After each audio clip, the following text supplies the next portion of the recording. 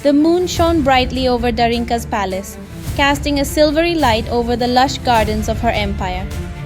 The southern territories, once barren, now flourished under her rule. But that night, in the quiet of her chambers, Darinka rested uneasily. Her younger brother, Arik, lay beside her, stretched out on embroidered cushions, leafing through the pages of a book. He had grown in recent years, his face sharpened by intelligence, his hands firm with the weight of responsibility. You're not listening to me. Darinka caught it absent-mindedly, her mind elsewhere. Rin murmured a warning in the depths of her mind, cold as steel. The game has changed. My sister Momo has entered the board. The North have faith again, and faith is power. Momo? Is something wrong? Nothing, little prince. I think too much. Kalira, Justin's wife, hadn't wasted the years since her husband's return. Once the daughter of a nobleman, she had now become something far more dangerous. The high priestess of the Momo cult. With millions of devoted followers, she didn't need an army to conquer. She sent her people south, not as invaders, but as pilgrims. They built temples, small at first, that blended in with those of Rin and the other goddesses. They prayed in whispers, then in soft sermons. They grew. To them, Darinka was the enemy of humanity, the dark queen who had enslaved the south under the power of false goddesses. They believed in a prophecy, whispered by Momo herself. The dark kingdom would fall, and its queen would be cast into the abyss. Darinka had built a kingdom of power, but within her own lands, her enemy had already planted the seeds of her downfall. On Arik's 16th birthday, the streets of Darinka's empire were filled with celebration. In the Red Kingdoms, people were celebrating and dancing. In the palace, Darinka's nobility and closest allies gathered beneath golden chandeliers, their laughter echoing off the marble walls. Arik, dressed in crimson and black, raised his glass in a toast. To my sister, the queen who reshaped the world. Flattery won't save you from tomorrow's training. The room erupted in laughter. Then Arik took a sip and collapsed. The music stopped. The gasps turned into screams. Darinka was at his side in an instant, cradling his body as medics rushed forward. What's wrong with him? Poison.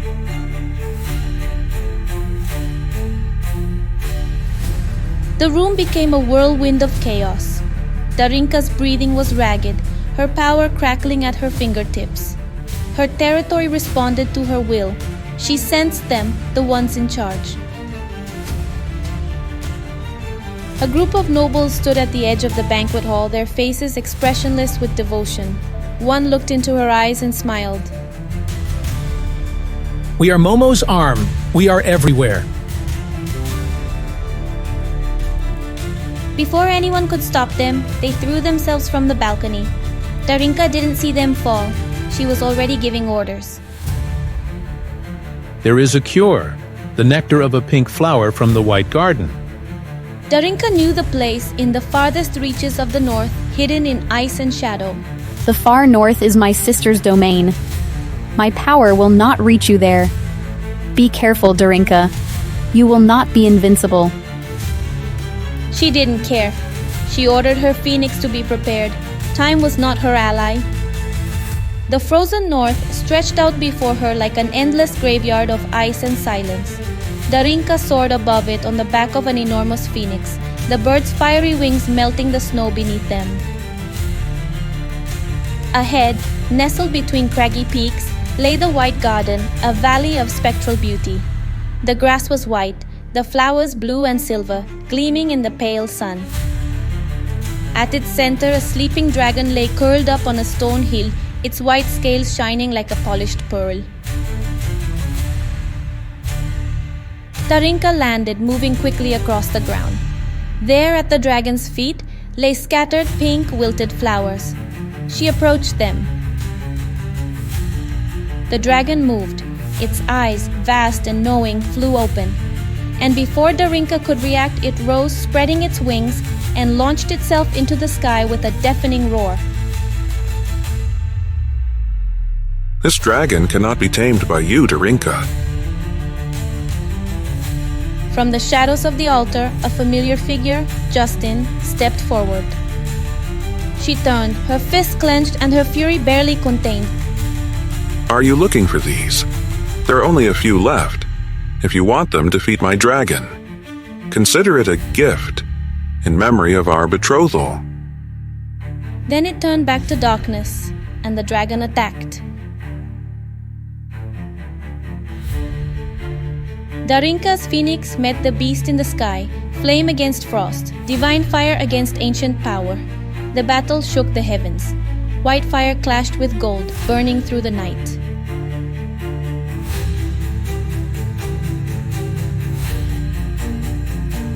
Darinka ran toward the altar, but an invisible barrier stopped her. As long as the dragon lives, the barrier remains, and its roar will summon the dragon. The phoenix fought valiantly, but the dragon's white flames engulfed it. With a final heart-rending cry, it fell. Darinka turned as the dragon landed beside her, its body injured and its breathing ragged. Set me free. I have no strength. I've been Justin's slave for too long. She reached out to bind him to her will, but in Momo's domain it was impossible. My relatives are coming. You must go. Flames burst out behind her. The phoenix had been reborn. A burst of fire engulfed the dragon, breaking Justin's control. The dragon, free at last, let out one last roar before collapsing. Darinka grabbed the flowers. Though I lost, I will win. The dragon will hunt you now. Those were the last pink blossoms of this season. Darinka's heart sank. She turned around, the phoenix carrying her back south on a blurry journey of fire and wind. But it was too late. The withered petals weren't enough. The antidote was incomplete. On the third night, as Darinka sat beside him, Arik took his last breath. The prince of the Red Kingdoms was gone. Darinka didn't move. She didn't cry. She didn't speak. The funeral was a grand affair. The entire empire mourned. Arik had been loved, a prince at heart and soul, unlike her. Darinka stood by his grave, feeling hollow, broken. She had failed. Neither her power, nor the goddesses, nor the laws of the Amaverse had saved him. There was nothing left in her, nothing but revenge. Darinka has lost her brother, and now, join us for the next chapter, An Eye for an Eye, where we'll see the full extent of her revenge.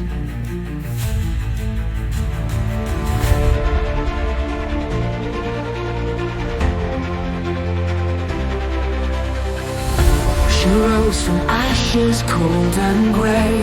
Her heart once scattered, lost her way. From broken vows and endless tears, she forged a path to quell her fears.